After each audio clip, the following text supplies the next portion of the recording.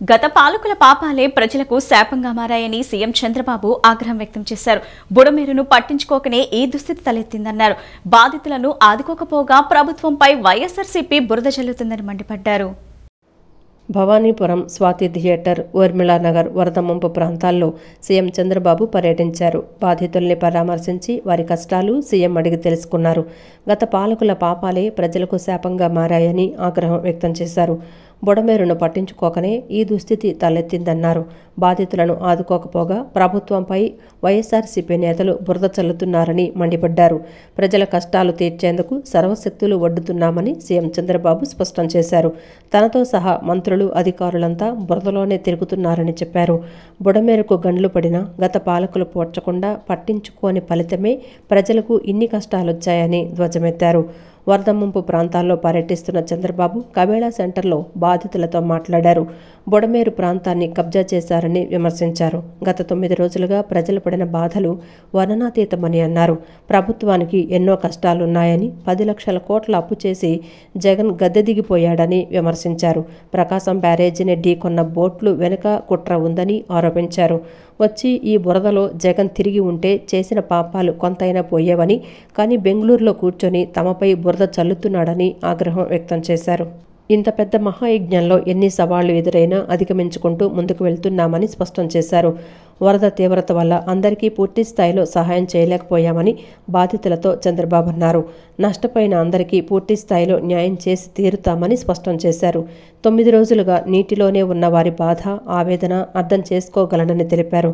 నష్టం అంచనా మొదలుపెట్టామన్న చంద్రబాబు త్వరలోనే అందరి కష్టాలు తీరుస్తానని హామీ ఇచ్చారు. మళ్ళీ మీకు కావాల్సినన్ని అరేంజ్ చేయడం, మళ్ళీ క్షేత్రస్థాయిలోకి వచ్చి మీ అందరితో మాట్లాడి ఏమేమి అందా, ఏమి అందలేదు, ఇంకా ఏమి లోపాలు ఉన్నాయి అవన్నీ సరిచేసుకుంటూ 9వ రోజుకి వచ్చాం. ఈరోజు అధికార యంత్రాంగం కూడా ఇక్కడే విజయానంద్, ఆయన కరెంటు విషయాలన్నీ చూసే సెక్రటరీ, ఆయన ఇక్కడే ఉన్నాడు.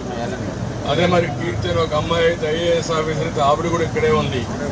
అందరూ బురదలోనే ఉన్నాను. నేను మీకోసం 10 రోజుల నుంచి ప్రభుత్వంలో ఉండి అందరూ ఇక్కడే ఉండి మంత్రులతో సహా ఎమ్మెల్యే ఇక్కడే పుల్లారావు మొన్నటి నుంచి ఇక్కడే ఉన్నాడు. అదే మరి అందరం కూడా ఇక్కడే ఉన్నాం. ఇక్కడే ఉండి మీకు న్యాయం చేయడం కోసం అన్ని విధాలా మేము ప్రయత్నం చేస్తున్నాం. ఇప్పుడే కొంతమంది పెద్దలు చెప్పారు. ఒకటి, గత ప్రభుత్వం చేసిన పాపాలు. ఆ పాపాల్లో మీరు ఒకసారి చూస్తే ఏదైతే అక్కడ గండి పడడానికి కారణం గండి పడ్డాయి, గండి పూడ్చలేదు. అందుకనే ఏదైతే గండిలో పూడ్చలేదో దానివల్ల నీళ్ళన్నీ వచ్చి నేరుగా మీ ఊరి మీద పడిపోయినాయి. అదే కానీ ఆ గండ్లన్నీ పూడ్చుంటే మనకి ఇబ్బంది వచ్చేది కాదు. అదే సమయంలో ఇక్కడ కూడా కొంతమంది స్థానికంగా అక్రమంగా భూమి అంతా ఆక్యుపై చేశారు. కాలువల్ని, డ్రైన్స్ని, లేకపోతే బుడమేరు పూర్తిగా ఆక్రమించేశారు. అక్రమ కట్టడాలు కట్టుకున్నారు, రిజిస్ట్రేషన్ చేసి అమ్మేసుకున్నారు కూడా. దానివల్ల నీళ్లు పోయే పరిస్థితి లేదు. ఇవన్నీ కలిసి మీకు ఎప్పుడో పడిన వర్షాలు పడ్డాయి, నీళ్లు కూడా విపరీతంగా వచ్చాయి. ఒక పక్క నేచర్, ప్రకృతి మన పట్ల చిన్న చూపు చూసింది. దానికి తగినట్టు పాలకుల పాపాలు, గతంలో చేసినటువంటి తప్పులు మనందరికీ శాపాలుగా మారి 9 రోజులు మీరు నీటిలో ఉన్నారు. మీ కష్టాలు వర్ణాతీతం. విజయవాడ వరద ప్రభావిత ప్రాంతాల్లో పెద్ద ఎత్తున వైద్య సేవలు అందిస్తున్నట్లు ఏపీ వైద్య ఆరోగ్య శాఖ మంత్రి సత్యకుమార్ యాదవ్ తెలిపారు. నగర పరిధిలో 32 డివిజన్లో 130కు పైగా మెడికల్ క్యాంపులు ఏర్పాటు చేసి ప్రజలకు పూర్తి స్థాయిలో వైద్య సేవలు అందిస్తున్నట్లు స్పష్టం చేశారు. ఎన్టీఆర్ కలెక్టర్ కార్యాలయంలో మీడియా పాయింట్ వద్ద ఏపీ వైద్య ఆరోగ్య శాఖ మంత్రి సత్యకుమార్ యాదవ్ మాట్లాడారు. వరద ప్రభావిత ప్రాంతాలలో పెద్ద ఎత్తున వైద్య సేవలు అందిస్తున్నట్లు తెలిపారు. నగర పరిధిలో 32 డివిజన్లలో 131కి పైగా మెడికల్ క్యాంపులు ఏర్పాటు చేసి ప్రజలకు పూర్తి స్థాయిలో వైద్య సేవలు అందిస్తున్నట్లు పేర్కొన్నారు. వీటికి అదనంగా door to door disease service, 450 మంది ఏఎన్ఎం, ఆశా కార్యకర్తలతో నగరపాలక వైద్య సిబ్బందితో సర్వే నిర్వహించడం జరుగుతుందన్నారు. దోమకాటు కారణంగా మలేరియా, డెంగ్యూ తదితర సీజనల్ వ్యాధులు ప్రబలే ప్రమాదం ఉన్న నేపథ్యంలో ఒక్కొక్క వార్డు సెక్రటేరియట్ పరిధిలో 3 మల్టీపర్పస్ హెల్త్ అసిస్టెంట్లను, మల్టీపర్పస్ హెల్త్ సూపర్వైజర్లను, శానిటేషన్ వర్కర్లను, వీఎంసీ వైద్య సిబ్బందిని సర్వేకి నియమించడం జరిగిందని మంత్రి సత్యకుమార్ వెల్లడించారు. వరద నీటి ప్రభావం తగ్గిన 28 సెక్రటేరియట్ల పరిధిలో స్ప్రేయింగ్, ఫాగింగ్ వంటి యాంటీ లార్వాల్ ఆపరేషన్ నిర్వహిస్తామన్నారు. చికున్గున్యా, మలేరియా, డెంగ్యూ వంటి వ్యాధులను అరికట్టేందుకు ముందు చూపుతో మల్టీపర్పస్ హెల్త్ అసిస్టెంట్లు, సూపర్వైజర్లకి వారం రోజుల పాటు 900 మంది సిబ్బందికి ఓరియంటేషన్ క్లాసులు కూడా నిర్వహించడం జరిగిందని పేర్కొన్నారు. సెక్రటేరియట్ పరిధిలో నీళ్లు లేని చోట దోమల వల్ల వచ్చే వ్యాధులను నిర్మూలించి వాటి నుంచి ప్రజలను కాపాడేందుకు ఈ సర్వే 7 రోజుల పాటు నిర్వహిస్తామని తెలిపారు. సర్వే కోసం వచ్చే వైద్య సిబ్బందికి ప్రజలు సహకారం అందించాలన్నారు. ప్రజలు కూడా తగిన జాగ్రత్తలు తీసుకొని వ్యాధుల బారిన పడకుండా అన్ని ముందస్తు జాగ్రత్తలు తీసుకోవాలని మంత్రి సత్యకుమార్ యాదవ్ సూచించారు. ముంపు ప్రాంతాల్లో ఇబ్బందుల్లో ఉంటున్న ప్రజలకి వైద్య సేవలు అందించడానికి ప్రతిరోజు మెడికల్ క్యాంప్ నిర్వహిస్తున్న విషయం తెలిసిందే. ఇవాళ కూడా 131 మెడికల్ క్యాంపులు 32 డివిజన్లలో నడుస్తున్నాయి. దానికి అదనంగా 4 రోజుల పాటు డోర్ టు డోర్ డిసీజ్ సర్వేని కూడా నిర్వహిస్తున్నాం. దానికి గాను 450 మంది కమ్యూనిటీ హెల్త్ ఆఫీసర్లని, ఏఎన్ఎంలను కూడా నియమించడం జరిగింది. ఇవాళ నుంచి అది మొదలైంది. అదనంగా ఇప్పుడు వాటర్ తగ్గడం మొదలైన తర్వాత ప్రధానంగా దోమకాటు కారణంగా జ్వరాలు అంటే మలేరియా, డెంగీ, చికున్గున్యా వ్యాపించే అవకాశం ఉంది. కాబట్టి ఒక్కొక్క వార్డు సెక్రటేరియట్ పరిధిలో 3 ఎంపీహెచ్ఏ మల్టీపర్పస్ హెల్త్ అసిస్టెంట్లని, మల్టీపర్పస్ హెల్త్ సెక్రటరీస్ని, సూపర్వైజర్లని, అదేవిధంగా శానిటేషన్ వర్కర్స్ని, అదేవిధంగా వీఎంసీతో కలిసి శానిటేషన్ మేస్త్రీల్ని, మలేరియా ఇన్స్పెక్టర్లను కూడా నియమించడం జరిగింది. ప్రతి ఇంటికి వెళ్లి ఎక్కడ లార్వా పెరుగుతుందో అంటే 2 రకాలుగా ఎంటమాలజికల్ సర్వే నిర్వహించడం, తర్వాత యాంటీ లార్వల్ ఆపరేషన్స్ నిర్వహించడం. ఎంటమాలజికల్ సర్వే అంటే ఎక్కడైతే నీరు నిల్వ ఉందో అక్కడ లార్వా ఎక్కడ పెరుగుతున్నదో గుర్తించడం. ప్రతి ఇంటికి వెళ్ళి హౌస్ టు హౌస్ వెళ్ళి ఈ ఎడిస్ దోమ గానీ, అనాఫిలిస్ దోమ గానీ, మలేరియా, డెంగీ కారణమయ్యే దోమలను గుర్తించడం, వాటిని స్ప్రేయింగ్ ద్వారా, ఫాగింగ్ ద్వారా నియంత్రించే అంటే పూర్తిగా నిర్మూలించే ప్రయత్నం చేయడం. విజయవాడలో ప్రస్తుత పరిస్థితులకు గత వైసీపీ ప్రభుత్వమే కారణమని రాష్ట్ర గనులు, ఎక్సైజ్ శాఖ మంత్రి కొల్లు రవీంద్ర విమర్శించారు. బ్యారేజ్ ని కూడా డ్యామేజ్ చేయాలని చూశారని, ఈ ఘటన వెనుక ఎంతటి వారు ఉన్నా వదిలే ప్రసక్తే లేదని స్పష్టం చేశారు. ఎన్టీఆర్ కలెక్టర్ కార్యాలయంలో రాష్ట్ర గనులు, ఎక్సైజ్ శాఖ మంత్రి కొల్లు రవీంద్ర మీడియాతో మాట్లాడుతూ ఆంధ్రప్రదేశ్ ప్రజలకు నేడు నిజమైన దీపావళి పండుగన్నారు. గత ఏడాది ఇదే సెప్టెంబర్ 9 సమయానికి చంద్రబాబును జైల్లో పెట్టి ఇబ్బందులకు గురి చేశారన్నారు. ప్రజలు పట్టిన బ్రహ్మరథంతో నేడు వారి కోసం అహర్నిశలు కష్టపడుతున్నారని తెలిపారు. పండుగ రోజుల్లో కూడా రాష్ట్ర ప్రజల కోసం పరితపిస్తున్న వ్యక్తి సీఎం చంద్రబాబుని కొనియాడారు. 9 రోజులుగా విజయవాడలోని ప్రభుత్వ యంత్రాంగం యుద్ధ ప్రాతిపదికన పారిశుద్ధ్య పనులు చేస్తున్నారని చెప్పారు. గత ప్రభుత్వ నిర్లక్ష్యం వల్లే విజయవాడలో ప్రస్తుత పరిస్థితులు నెలకొన్నాయని దుయ్యబట్టారు. ప్రకాశం బ్యారేజీని డ్యామేజ్ చేయాలని చూశారని, దీనిపై సమగ్ర విచారణ జరుగుతోందని వెల్లడించారు. చంద్రబాబు తన ఇల్లు కాపాడుకోవడం కోసం ఇక్కడికొచ్చారని వైసీపీ నేతలు చేస్తున్న విమర్శలను కొట్టిపడేశారు. విజయవాడ కలెక్టరేట్లోనే ఉండి సీఎం సహాయక చర్యలు చేపడుతుంటే విమర్శలు చేస్తున్నారని మంత్రి కొల్లు రవీంద్ర మండిపడ్డారు. ముంపు ప్రాంతాల్లో త్రాగునీరు, ఆహారం, పాలు, మెడిసిన్స్ తదితర నిత్యావసరాలు సరఫరా జరుగుతున్నాయని పేర్కొన్నారు. మరి రాజమండ్రి జైలుకు పంపించిన రోజు సెప్టెంబర్ 9 ఎప్పటికీ నిలబడిపోతుంది. అదే బస్సులో ఆ రోజున రాష్ట్ర ప్రజలు కన్నీరు పెట్టారు. మహానాయకుడిని అరెస్ట్ చేసిన రోజు యావత్ ఆంధ్ర రాష్ట్రమే కాదు, ప్రతి ఒక్కరు కూడా, ప్రపంచంలో ఉన్న ప్రతి ఒక్క తెలుగు బిడ్డ కళ్ళ నీళ్ళు పెట్టిన రోజు సెప్టెంబర్ 9. తిరిగి మళ్ళీ అదే రోజు సెప్టెంబర్ 9 ప్రజల కళ్ళల్లో నీరు చూడకూడదని చెప్పి గత 9 రోజులుగా ఇదే బస్సులో ఉండి ఇవాళ ప్రజలకి పండగను కూడా సైతం లెక్క చేయకుండా, కుటుంబ సభ్యుల దగ్గర కూడా వెళ్లకుండా అహర్నిశలో కష్టపడి సాధారణ స్థితికి తీసుకురావడానికి ప్రయత్నిస్తున్నటువంటి ఏకైక నాయకుడు నారా చంద్రబాబు నాయుడు గారు. ఆనాడు ఈ రాష్ట్రంలో జరుగుతున్నటువంటి అన్యాయాల పట్ల, ఈ రాష్ట్రంలో జరుగుతున్నటువంటి అక్రమాల పట్ల, సామాన్య ప్రజలకి జరుగుతున్నటువంటి దాడుల పట్ల, ఎస్సీ, ఎస్టీ, బీసీ, మైనార్టీ వర్గాల పట్ల గత ప్రభుత్వం చేసినటువంటి అకృత్య, జగన్మోహన్ రెడ్డి చేసినటువంటి దారుణాలు ఆ రోజున వెలుగెత్తి ప్రజలకు అండగా నిలబడినందుకు ఆ రోజున ఆయన అరెస్ట్ చేశారు. ఇదే రోజు ప్రజలు పడుతున్నటువంటి వరదల్లో వరద నీటిలో నానుతా ఉన్నారు, కష్టాలు పడుతూ ఉన్నారు, ఇబ్బందులు పడుతున్నారని చెప్పి వాళ్ళ కోసం 9 రోజులుగా ఇదే బస్సులో ఉండి విజయవాడ కలెక్టరేట్లో ఉండి సామాన్య స్థితికి తీసుకురావడానికి అహర్నిశలు యావత్ యంత్రాంగాన్ని నిలబెట్టినటువంటి వ్యక్తి నారా చంద్రబాబు నాయుడు గారు. 44 ఏళ్ల పాటు ఆంధ్రప్రదేశ్ రాష్ట్రం కోసం అహర్నిశలు కష్టపడి చంద్రబాబును ఏడాది క్రితం ఇదే రోజున అరెస్ట్ చేసి న్యాయానికి సంకెళ్లు వేశారని గన్నవరం ఎమ్మెల్యే యార్లగడ్డ వెంకట్రావు తెలిపారు. సుదీర్ఘ రాజకీయం అనుభవం ఉన్న వ్యక్తిపై అక్రమ కేసులు పెట్టి అరెస్ట్ చేసి రాజకీయ లబ్ధి పొందామని వైసీపీ భావించిందని, కానీ అది వికటించింది. నగరంలోని ఎంజీ రోడ్ ఎన్టీఆర్ కలెక్టర్ కార్యాలయంలో గన్నవరం ఎమ్మెల్యే యార్లగడ్డ వెంకట్రావు మీడియాతో మాట్లాడారు. యార్లగడ్డ మీడియాతో మాట్లాడుతూ ఈరోజు సీఎం చంద్రబాబు పెళ్లి రోజైన కలెక్టరేట్లోనే ఉండి పనిచేయిస్తున్నారని, ఇది ఆయన పనితీరుకు నిదర్శనమన్నారు. 44 ఏళ్ల పాటు ఆంధ్రప్రదేశ్ రాష్ట్రం కోసం అహర్నిశలు కష్టపడిన చంద్రబాబును ఏడాది క్రితం ఇదే రోజున అరెస్టు చేసి న్యాయానికి సంకెళ్లు వేశారని విమర్శించారు. రాష్ట్ర దశ దిశను మార్చిన వ్యక్తి చంద్రబాబుని, అలాంటి వ్యక్తిని తప్పుడు కేసులు పెట్టి అరెస్టు చేశారని, 5 ఏళ్లకి ఒకసారి ప్రజలు తీర్పిస్తారు అనే విషయాన్నే గత పాలకులు మర్చిపోయి ఇష్టం వచ్చినట్లు ప్రవర్తించారని దుయ్యబట్టారు. సీఎం చంద్రబాబు ఈరోజు తన పెళ్లి రోజైన కలెక్టరేట్లోనే ఉండి చంద్రబాబు పనిచేస్తున్నారు. ఇది ఆయన పనితీరుకు నిదర్శనమన్నారు. విపక్ష నేత జగన్మోహన్ రెడ్డి ఇప్పటికైనా తన తీరు మార్చుకోవాలన్నారు. ప్రతి ఒక్కరూ జగన్మోహన్ రెడ్డి అమరావతి మీదే కక్ష కట్టారు అనుకున్నారు, కానీ ఆయన విజయవాడ నగరం మీద కూడా కక్ష కట్టారన్న విషయం గ్రహించలేకపోయారని ఎద్దేవా చేశారు. కూటమికి ఘన విజయాన్ని ఇచ్చి ప్రజలు వారి అభిప్రాయాన్ని చెప్పినా జగన్ తీరు మారలేదన్నారు. ఉమ్మడి కృష్ణా జిల్లాలో వైసీపీ నుండి పోటీ చేసిన వారు ఒక్కరు కూడా వరద ప్రభావిత ప్రాంతాలకు వచ్చిన పరిస్థితి లేదని స్పష్టం చేశారు. సొంత తల్లికే నచ్చనివాడు రాష్ట్ర ప్రజలకు ఎలా నచ్చుతాడని యార్లగడ్డ ప్రశ్నించారు. ప్రజాస్వామ్యంలో ప్రజల కోసం పనిచేయాలి అని వైసీపీ నేతలు తెలుసుకోవాలని గన్నవరం ఎమ్మెల్యే యార్లగడ్డ వెంకట్రావు సూచించారు. ప్రతిపక్ష నాయకుడు ఎలా పనిచేయాలో జగన్మోహన్ రెడ్డి గారు కూడా, చంద్రబాబు నాయుడు గారు కూడా 15 ఏళ్ళు ప్రతిపక్షంలో ఉన్నారు.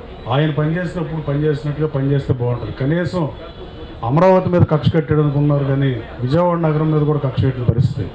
బుడమేరు బ్రీచ్ను కూడా రివ్యూ చేయకుండా వైజాగ్లో ఆయన కట్టిన ఋషికొండ ప్యాలెస్ మీద ఆర్కిటెక్ట్తో మాట్లాడిన అరగంట, గంట, 2 గంటలో ఒక్కసారైనా బుడమేరు మీద సమీక్ష చేస్తే విజయవాడ నగరానికి దరిద్రం పట్టేది కదా.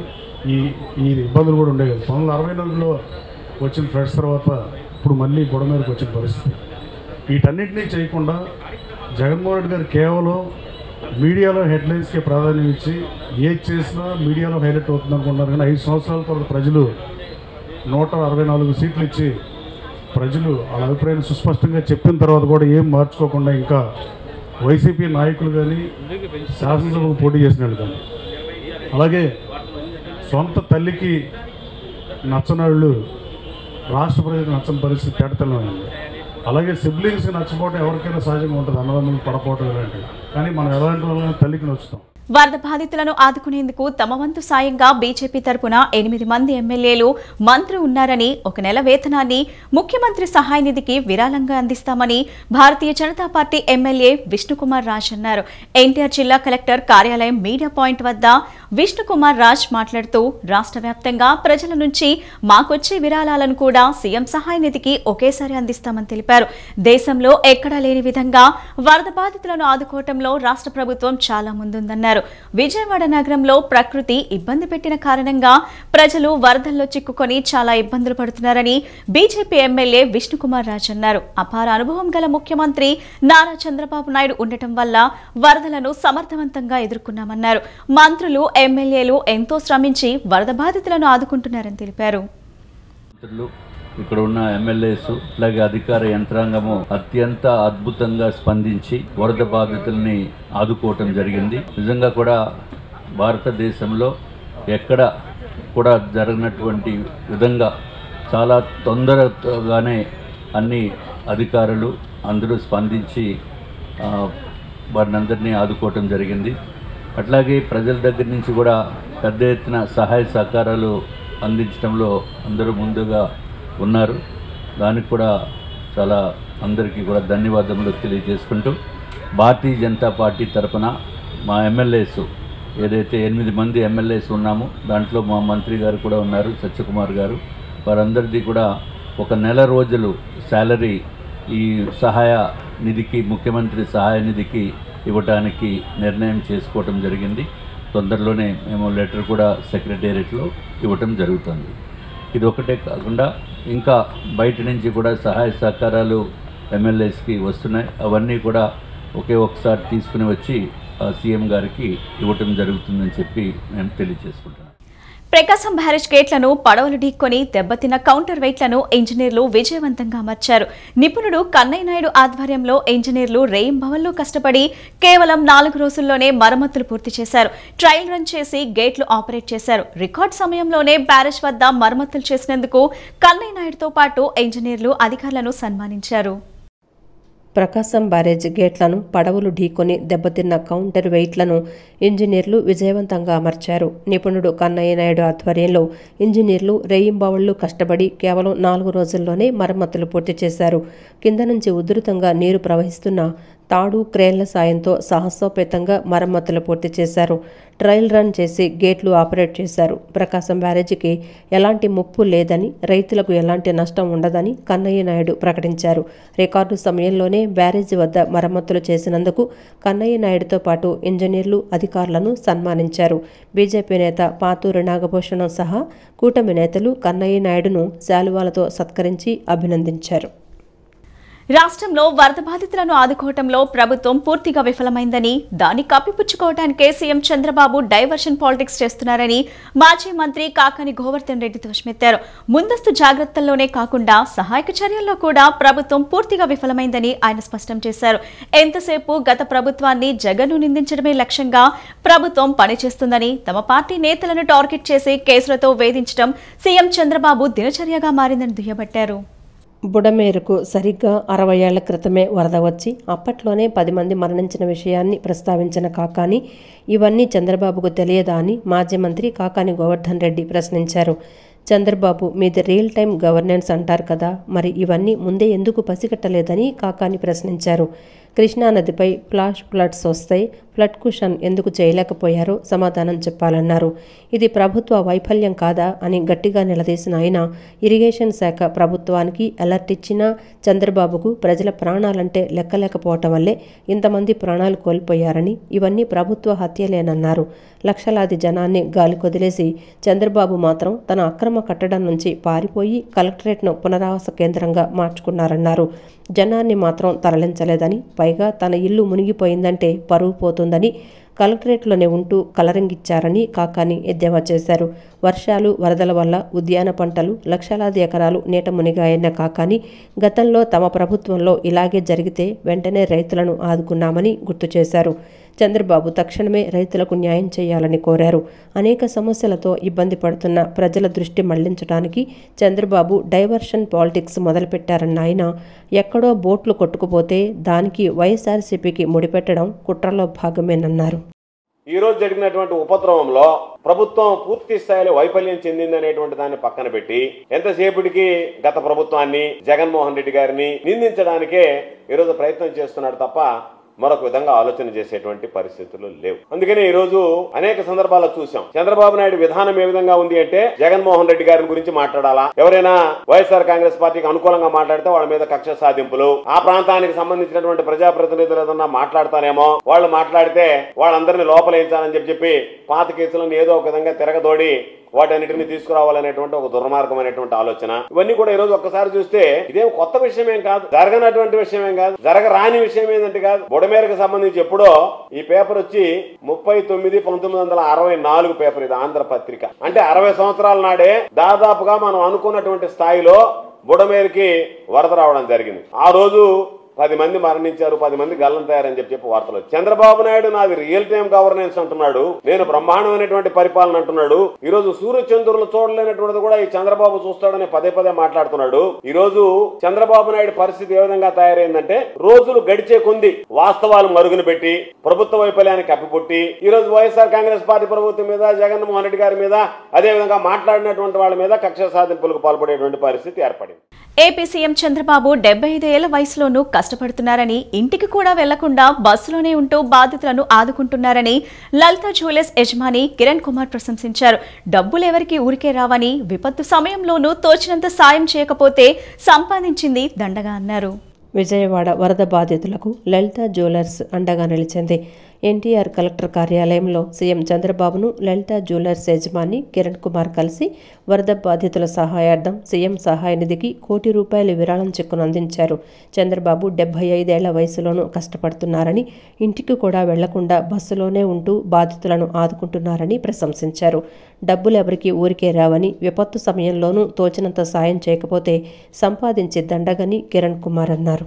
వర్షాల వల్ల ఈ వరదలు ఈ రోజుకి 9 రోజులు అయినాయి. సో 6 లక్షల మంది కనీసం మినిమం కష్టపడుతున్నారు. సో నేను మా కంపెనీ మూలంగా ఈరోజు సీఎం గారిని చూసి ఒక 1 crore డొనేషన్ ఇచ్చాను. సో నా రిక్వెస్ట్ ఏమంటే ఈ టైంలో మనము సీఎం గారు 74 years ఏజ్, ఆయన ఎంత కష్టపడతా నేను చూశాను. ఇప్పుడు బస్సులోనే ఉన్నారు, ఇంటికి కూడా పోలేదంట, ఇక్కడే ఉంటున్నారు. ఆయన ఈ వయసులో ఎంత కష్టపడుతుంటే మనం అంటే మేము మన వ్యాపారస్తులుగా మన శక్తిని బట్టి, నేను ₹1 కోటి చెప్పడం లేదు, ₹100 ఇచ్చినా ఓకే, ₹1000 ఇచ్చినా ఓకే, ₹1,00,000 ఇచ్చినా ఓకే. వాళ్ళ శక్తికి ఈ టైము మన ప్రభుత్వానికి, మన ప్రజలకి చాలా చాలా అవసరము. మన అందరూ నిలబడాలి, తెలియాలి మనం అందరం ఒకటే అని చెప్పి ఈ టైంలో అందరూ సాయం చేస్తే చాలా బాగుంటుంది. లిమిట్ని బట్టి చేయండి. నేను ఏం మళ్ళీ ₹1 కోటి ఇమ్మనో 10 కోట్లు ఇమ్మనో, మీ శక్తి ఎంత ఉందో అంత ఇవ్వండి. ఈరోజు చాలా మందికి ప్రజలకి చాలా అవసరం, వాటర్ కానీ ఫుడ్ కానీ. ఈరోజు దాకా కూడా కొంచెం కొన్ని ఏరియాల్లో నీళ్లు తగ్గలేదు ఇంకా. సో గవర్నమెంట్ చేస్తానే ఉంది, కానీ మనం కొంచెం సాయం చేస్తే ఈ ప్రాబ్లం నుంచి తొందరగా బయటపడతాము, అందరు కలిసి చేస్తాము.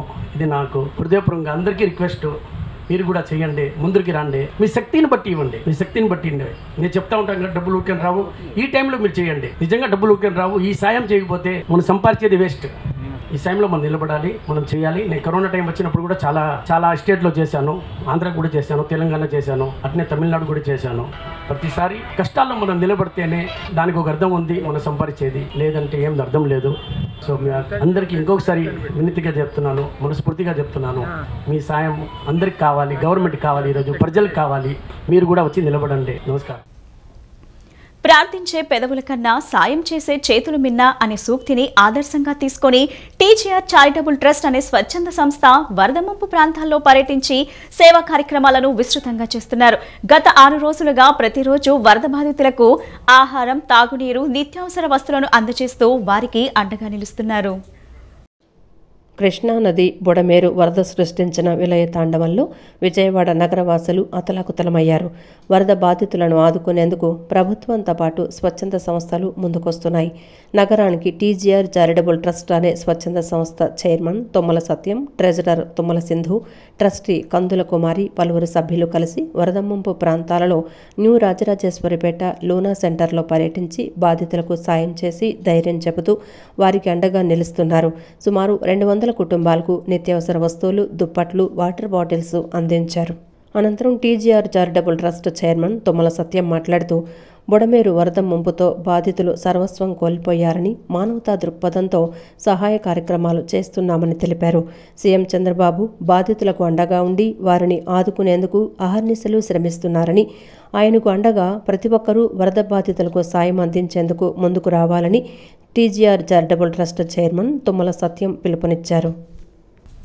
విజయవాడలో వరద దెబ్బకు మోటార్ బైక్లు పెద్ద సంఖ్యలో దెబ్బతిన్నాయి. ద్విచక్ర వాహనాలు 3 రోజుల పాటు పూర్తిగా నీటిలో ఉండటంతో ఎక్కడికక్కడ మొరాయించాయి. ప్రస్తుతం వరద తగ్గటంతో రిపేర్ల కోసం మెకానిక్ షెడ్ల వద్దకు బైక్లు క్యూ కట్టాయి. వాహన యజమానులు మొరాయించిన తమ వాహనాలను తోసుకుంటూ మెకానిక్ షెడ్లకు తీసుకొస్తున్నారు. ద్విచక్ర వాహనాల మెకానిక్ షెడ్లన్నీ పదుల సంఖ్యలో ద్విచక్ర వాహనాలతో నిండిపోయాయి. అటు మెకానిక్లకు చేతి నిండా పని ఉండగా, ఇటు వాహన యజమానుల జేబులు ఖాళీ అవుతున్నాయి. విజయవాడలో వరదలు సృష్టించిన నష్టం అంతా ఇంత కాదు. ఆఖరికి ఇంటి ముందు పార్కు చేసిన మోటారు సైకిళ్లు సైతం భారీ సంఖ్యలో దెబ్బతిన్నాయి. పీకల్లోతో నీరు ముంచెత్తడంతో మోటారు వాహనాలు మునిగిపోయి దెబ్బతిన్నాయి. బుడమేరుకు వరద హెచ్చరికలు ఇవ్వడం, అప్రమత్తంగా ఉండాలని అధికారులు చెప్పడంతో ఎక్కడికైనా వెళ్దామంటే వెళ్లలేని పరిస్థితిలో ఉన్నారు జనాలు. చేసేదేం లేక వాహనాలతో మెకానిక్ షెడ్లకు చేరుకుంటున్నారు. ఇప్పటికే వరద ధాటికి ఇంట్లో విలువైన సామాగ్రి పాడైంది. దెబ్బ మీద దెబ్బల మోటారు వాహనాలు సైతం దెబ్బతినటంతో యజమానులు విలవెల్లాడుతున్నారు. ఓవైపు ఆస్తి నష్టం, చేతిలో చిల్లిగవ్వలేని పరిస్థితుల్లో ఈ అదనపు భారం మోయలేనిదిగా మారిందని ఆవేదన వ్యక్తం చేస్తున్నారు విజయవాడ వాసులు.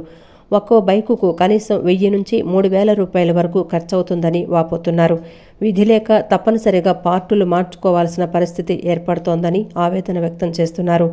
వరదలు వర్షాలు తగ్గే వరకు ఇతర ప్రాంతాలకు వెళ్లాలనుకుంటున్న వారు మోటారు బైకులు తీసుకుని షెడ్లకు వస్తున్నారు. ప్రస్తుత పరిస్థితుల్లో మోయలేని భారమైనప్పటికీ తప్పదని వాహన యజమానులు నిట్టూరుస్తున్నారు. తన పల్సర్ బండి వరద నీటిలోనే 5 రోజుల పాటు ఉందని, ఇంజన్లోకి నీరు వెళ్లిపోయిందని, తోసుకుంటూ మెకానిక్ దగ్గరకు తీసుకొస్తే ఇంజన్ బోర్కొచ్చింది, 12,000 రూపాయలు ఖర్చవుతుందని, 4 రోజులు పడుతుందని చెప్తున్నారని జోజీనగర్ కరెంట్ ఆఫీసు ప్రాంతానికి చెందిన వాహన యజమాని పేర్కొన్నాడు. తన బండి మాత్రమే కాదు, తన ఇంటి దగ్గర అందరి బళ్లది ఇదే పరిస్థితి అని పేర్కొన్నాడు. మరోవైపు ద్విచక్ర వాహనాల మెకానికులు చేతి నిండా పనితో బిజీగా మారిపోయారు. రోజుకు 40 నుంచి 50 వాహనాలు వస్తున్నాయని, రోజుకు 20 వాహనాలకు మాత్రమే చేయగలుగుతున్నామని మెకానికులు చెబుతున్నారు. మరమ్మతుల కోసం వస్తున్న వాహనాల్లో కీలక పార్టులు దెబ్బతిన్నాయని, వరద నీరు చేరడంతో ఎయిర్ ఫిల్టర్, సైలెన్సర్, ఇంజన్లు పాడవుతున్నాయని తెలిపారు. కొన్ని బాగు చేయడానికి చాలా సమయం పట్టే అవకాశం ఉందని, ఒకేసారి చాలామంది రావడంతో పని ఆలస్యం అవుతోందని మెకానికులు పేర్కొంటున్నారు. మీరు వదిలేసేయండి, చెప్పండి.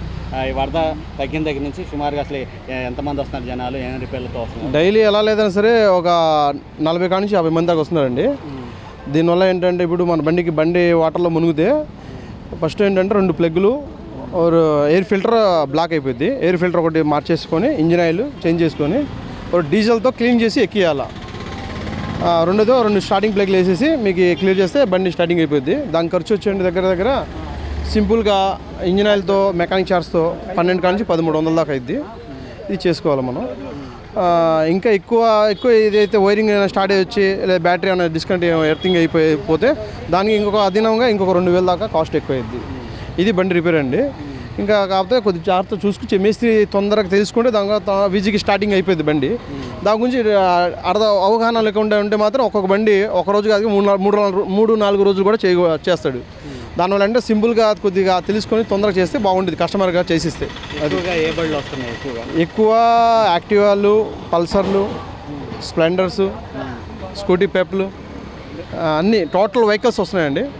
అది అంటే సైలెన్సర్ తక్కువ ఎత్తులో ఉన్న వాటికి నీళ్ళు వెళ్ళిపోయి బాగా అలాగేం లేదు సార్. ఎయిర్ ఫిల్టర్ సైలెన్సర్గా మునుగు వల్ల బండి ఆగటం అనేది ఉండదు. ఏ బండికి కూడా సైలెన్సర్ మనం ముందు వాటర్లో పెట్టినా సరే బండి వెళ్ళిపోయింది.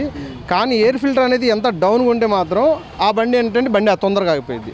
మనకి ఏంటంటే లెక్క ఏంటంటే ఎయిర్ ఫిల్టర్ డౌన్ వల్ల ఇంజన్లో వాటర్ లాగేసేది. సైలెన్సర్ మీరు కావాలని నీళ్ళలో పెట్టినా సరే బండి స్టార్ట్ అయిపోయింది అంతే. దానివల్ల సైలెన్సర్ వల్ల వాటర్ వెళ్ళినందువల్ల కాదు. ఆగుంటే మాత్రం వెళ్ళిపోయింది, రన్నింగ్లో ఉంటే మాత్రం వాటర్ వెళ్ళదు. అది లెక్కండి. చాలా బళ్ళలో బురద కూడా వెళ్ళిపోయింది. బురద కాదు సార్, అది ఆయిల్ ఏంటంటే వాటర్ లైట్ ఒక 2 డ్రాప్స్ కలిసినా కూడా ఇంజన్ ఆయిల్లో అది ఆటోమేటిక్గా ఏంటంటే ఆయిల్ వైట్ అయిపోయింది. అది అంతేగాని వాటర్ ఇంజన్లో పూర్తిగా వెళ్ళినా సరే కొద్దిగా వెళ్ళినా ఒక 10 డ్రాప్లు వెళ్ళినా సరే ఆయిల్ అనేది చేంజ్ అయిపోయింది. అది దానివల్ల బురద గిడితే ఇంజన్లో వెళ్ళదండి. అది సుమారు ఎన్ని బళ్ళు చేయగలుగుతున్నారు? నేను రోజు ఎంత లేదని సరే ఒక 20 బండ్ల దాకా చేస్తున్నాండి. 20 కాడి నుంచి 25 దాకా, చిన్న కాడి నుంచి పెద్ద దాకా 20-30 బండ్ల దాకా చేసేస్తున్నా. అది నేను ఉండేది లలిత నగర్. బండి వచ్చేసి 3 డేస్ మునిగింది. ఇప్పుడే దాన్ని తోసుకొచ్చి ఇక్కడ ఇచ్చా. బండి స్టార్ట్ అవ్వలేదు, కొంచెం కూడా స్టార్ట్ అవ్వలేదు. వాటర్ వెళ్ళిపోయింది మొత్తం. అంటే మీ ఏరియాలో ఎన్ని అడుగులు వచ్చినాయి సుమారు? దగ్గరగా 3 అడుగులు 4 అడుగులు వచ్చినాయి. ఇంట్లో సామాన్ కూడా మ్యాక్సిమం మునిగిపోయినాయి. ఇంట్లో పెట్టిన బండి మునిగిపోయింది. వరద తగ్గినాక తీసుకొస్తున్నారు? తగ్గిన తర్వాత తీసుకొస్తుంది. ఏమంటున్నారు, ఏం పోయినాయి అంటున్నారు? ఆ ఫిల్టర్లో వాటర్ వచ్చినాయి అన్నారు. ఇంజిన్ ఆయిల్ మొత్తం చేంజ్ చేయాలన్నారు. బ్యాటరీ ఒకటి వీక్ అయిపోయింది. ఇంకా ఇంజిన్ ఆయిల్ చేంజ్ చేయాలంటున్నారు. సుమారుగా ఎంత ఖర్చు అవుతుంది అంటున్నారు? 2,500 నుంచి 3,000 దాకా అవుతాయి అంటున్నారు. అది వైఎస్ఆర్ కాలనీ అండి.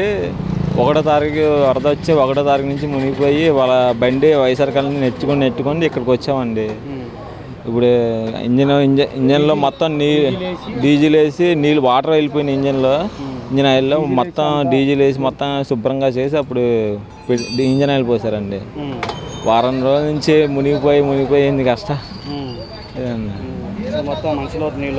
మనిషిలో నీళ్ళు వచ్చాయి. ఫస్ట్ భుజాల దాకా వచ్చినాయి, మంచి నడు దాకా వచ్చి మళ్ళీ పెరిగినాయి అన్నారు. వాళ్ళ కొంచెం తగ్గినాయి అన్నారు. తగ్గితే కొంచెం బండి వెళ్ళి తెచ్చుకున్నామండి. కాలనీ నుంచి చూసుకుంటూ వచ్చాం. ఏమో తెలియదండి, ఆయన మేస్త్రి గారు అడిగితే చెప్పాలి. ఈ ఇంజిన్ ఆయిల్ పోయారు, ఎయిర్ ఫిల్టర్ పోయిందన్నారు. ఇంజిన్ ఆయిల్ వేసారండి. మళ్ళీ పెట్రోల్ డీజిల్ తెచ్చి మళ్ళీ శుభ్రం చేసి మళ్ళీ వేసారండి. మాది భవానీపురం అండి. ఇక్కడ జోజీనగర్ కరెంట్ ఆఫీస్ రోడ్ దగ్గర ఉంటాం. మొన్న వచ్చిన వరద కారణంగా మొత్తం మా ఇల్లు, ఆ ఏరియా చుట్టుపక్కల ఉన్న 4-5 ఏరియాలు మొత్తం మునిగిపోయినాయండి. బళ్ళతో సహా ఆటోలు ఏంటి, కార్లు ఏంటి అన్నీ మునిగిపోయినాయి. ఎటు బయటికి వెళ్ళడానికి కూడా సరైన వసతులు ఫస్ట్ రోజులు ఏం జరగలేదు. తర్వాత 2-3 రోజుల నుండి వసతులు బాగా జరిగినాయి. తర్వాత ఫుడ్ పంపిణీ అన్నీ బాగానే వచ్చినాయండి. తర్వాత ఇప్పుడు రీసెంట్లీ కొంచెం ఫ్లోటింగ్ తగ్గడం వల్ల మా బళ్ళు అన్ని ఇంటికాడ తీసుకొని వచ్చాం. మా మొత్తం మ్యాచ్ 4 బళ్ళు ఇక్కడే ఉన్నాయి. అందరి బండి చూస్తున్నారు ఎలా ఉంది, ఎంత దారుణంగా ఉంది. అసలు ఇవి రిపేర్ అయితే మా వాడు చెప్తున్నాడు కానీ ఏదో అయ్యేటట్టు అయితే ఇప్పుడు కనపడలేదు. చాలా ఎక్కువ అయ్యేటట్టే ఉంది రిపేర్ కూడా. ఏమి ప్రాబ్లం వచ్చిందంటే మ్యాక్సిమం మొత్తం ఇంజిన్ ఆయిల్ మొత్తం వాటర్తో మిక్స్ అయిపోయింది. అంటే ఇంజిన్లో ఫ్లోటింగ్ మొత్తం వాటర్లో ఉండిపోయినాయి. సో ఇంజిన్ అంటే మొత్తం బోర్కి వచ్చిందని చెప్తున్నారు. బండి మామూలుగా చిన్న బండి అయితేనే బోర్ చేస్తేనే 7,000 చెప్తున్నారు. ఇప్పుడు పెద్ద బండి పల్సర్ 150 12,000 చెప్తున్నారు బోర్ చేస్తే. ఫుల్ బోర్ అంటున్నారు మళ్ళీ దాన్ని. ఇవన్నీ మనకు తెలిస్తే మనం ఎందుకు ఇలా ఉంటాం. ఫుల్ బోర్ అంటున్నారు. కాస్ట్ కూడా చాలా ఎక్కువగానే ఉంది. మరి దీని మీద ప్రభుత్వం ఏమైనా స్పందించి చేస్తే కొంచెం ఏమైనా సపోర్ట్గా ఉంటుందని మేము కోరుకుంటున్నాం. బాలీవుడ్ నటి కాదంబరి జత్వాని సంచలన విషయాలను వెల్లడించారు. ఈ సందర్భంగా పలు కీలక డాక్యుమెంట్స్ రిలీజ్ చేశారు. చాటింగ్ వివరాలు, తన ఆధార్ కార్డ్ ఫోర్జరీ జరిగిన విధానం, పోలీసు అధికారుల ప్రమేయం సహా కీలక వివరాలను వెల్లడించారు. ఈ కేసులో నాటి ప్రభుత్వ పెద్దల హస్తం కూడా ఉంటుందని సందేహం వ్యక్తం చేశారు. విజయవాడ ప్రెస్ క్లబ్లో మహిళా సంఘాల ఐక్యవేదిక ఆధ్వర్యంలో ముంబై నటి కాదంబరి జత్వానికి మద్దతుగా విలేకరుల సమావేశం ఏర్పాటు చేశారు. సమావేశంలో ఆమె మాట్లాడుతూ కొందరు ఐపీఎస్ అధికారులు తన పట్ల నీచంగా ప్రవర్తించారని ఆవేదన వ్యక్తం చేశారు. కుక్కల విద్యాసాగర్ ఫిర్యాదుతో అక్రమంగా వ్యవహరించిన పోలీస్ అధికారులపై చర్యలు తీసుకోవాలని కోరారు. ఆనాటి పోలీస్ అధికారులు విద్యాసాగర్కు ఎందుకు కొమ్ము కాశారని ప్రశ్నించారు. వరదల వల్ల పోలీసులు చాలా బిజీగా ఉన్నారని, ఏపీ ప్రభుత్వం పోలీసులు న్యాయం చేస్తారనే నమ్మకం తనకుందని జత్వాని అన్నారు. తనపై సోషల్ మీడియాలో నీచంగా ప్రచారం చేస్తున్నారని, తన కేసును రాజకీయాలతో ముడిపెట్టవద్దని కోరారు. ఒక ఆడపిల్లకి అన్యాయం చేసిన వారికి శిక్ష పడేలా చూడండని విజ్ఞప్తి చేశారు. తనకు అండగా నిలిచిన మహిళా సంఘాలందరికీ జత్వాని కృతజ్ఞతలు తెలిపారు. That was a very noble initiative that these responsible men took up. I'm very sorry to see, very pained to see, this being used as a political weapon against them. Somebody that's just trying to serve justice to an innocent woman and her elderly parents, they are being targeted, politically, using the same against them. It's very shameful. A shameful hit job was unfortunately performed by this Vidyasagar in coalition with certain high-ranking IPS officials. A very shameful hit job which should not have happened and which should never happen with anybody. The current government under Chandrababu Naidu sir, they are just trying to serve as justice. అనంతరం మహిళా సంఘం నేత దుర్గా భవాని మాట్లాడుతూ ఆంధ్రప్రదేశ్ రాష్ట్రంతో పాటు భారతదేశంలో కూడా మొత్తం ఈ కేసు గురించి తెలుసని, స్పెషల్ ఫ్లైట్లో ముంబై వెళ్లి నటి జత్వానిని తీసుకొచ్చారంటే ఎంత పలుకుబడి ఉపయోగించారో మనమందరం తెలుసుకోవచ్చన్నారు. పొలిటికల్ ఎంక్వైరీ అనేది కాదని, జ్యుడిషియల్ ఎంక్వైరీ వేయాలని, అప్పుడే వాస్తవాలు బయటకొస్తాయన్నారు. 7 రోజులు రిమాండ్లో ఉంది, తర్వాత జైల్లో ఉంది. జైల్లో ఉన్నప్పుడు ఆ ఫోర్జరీ నిజమా కాదని ఎందుకు దాల్చలేకపోయారు పోలీసులు? ఎందుకు ఇక్కడ అలసత్వం కనిపిస్తూ ఉంది? అదొకటి. రెండవది ఏంటంటే అసలు మహిళలు ఎందుకు అసాసినేట్ చేస్తున్నారు? క్యారెక్టర్స్ అసాసినేట్ చేయాల్సిన అవసరం ఏంటి? చూస్తున్నాం, ఏ విషయం అయినా సరే ఒక అమ్మాయికి అన్యాయం జరిగిందనో తను బాధపడతా వెళ్ళినప్పుడు నిజాలు నిర్ధారణ చేసి వాస్తవాలు వెలికితీసి ఎవరైతే సంబంధిత వాళ్ళు ఉన్నారో దాని మీద ఎంక్వైరీ చేసి సీరియస్గా చేయాలి. అంతే తప్ప వాళ్ళ క్యారెక్టర్ని అసాసినేట్ చేసి ఛానల్స్ ముఖ్యంగా మీడియా వాళ్ళకు కూడా మా రిక్వెస్ట్ ఏంటంటే విషయంగా చెప్పండి, అంతే తప్ప మహిళల్ని అసాసినేట్ చేస్తూ మాట్లాడదు. చూసాం కదా మొన్న దేవాదాయ కమిషనర్ శాంతి విషయంలో ఒక ఛానల్, ఇప్పుడు ఈ అమ్మాయి విషయంలో ఇంకో ఛానల్.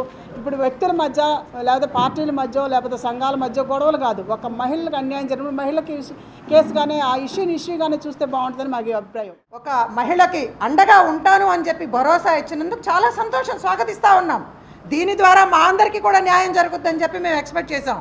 మరి అటువంటి బాధిత మహిళని ఆంధ్రప్రదేశ్కి తీసుకువచ్చి ఇన్ని రోజులుగా ఇక్కడ ఉంచి ఇప్పటి వరకు కూడా ఎటువంటి ఆదేశాలు ఇవ్వలేదు, ఎటువంటి చర్యలు చేపట్టలేదు అంటే చాలా అనుమానాలు రేకెత్తుతా ఉన్నాయి. గత ప్రభుత్వం పైన ఏ విధంగా అయితే పారిశ్రామికవేత్త ఆ జిందాలు బీజేపీ నాయకుల చేత ఒత్తిడి తీసుకువచ్చి ఏ విధంగా ఇక్కడ యంత్రాంగానంతటినీ కూడా అడ్డం పెట్టుకుని ఆ కుటుంబాన్ని వేధించాడో అదే స్థాయిలో ఇప్పటి కూడా ఆ పారిశ్రామికవేత్త బీజేపీ పెద్దల హస్తం ఉన్నట్టుగా అనుమానం వస్తూ ఉంది. ఏదేమైనా కానీ ఈ రాష్ట్ర ప్రభుత్వం చొరవ తీసుకున్నందుకు బాధిత మహిళకు ఆమె కుటుంబానికి న్యాయం చేస్తానందుకు తక్షణ జ్యుడిషియల్ ఎంక్వైరీ వేసి ఆ ఎఫ్ఐఆర్ నమోదు చేసి దోషుల్ని పట్టుకోవాలి అని చెప్పి కాంగ్రెస్ పార్టీగా మహిళా సంఘాల ఐక్యవేదికగా డిమాండ్ చేస్తా ఉన్నాం.